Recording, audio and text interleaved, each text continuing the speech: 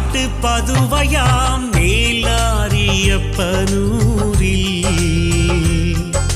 கோவில் கொண்ட புனிதரே அந்தோனியாரே.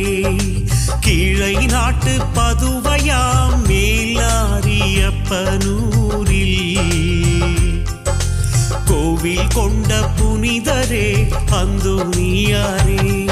உன் திருக்கொடி வானிலே பறக்குதையா, உம் அருள் வெள்ளம் என் மீதும் பொழியுதையா. உம் திருக்கையில் வீற்றிருக்கும் இயேசுபாலன் அருள் என்னில் இறங்குதையா. உம் திருக்கையில் வீற்றிருக்கும்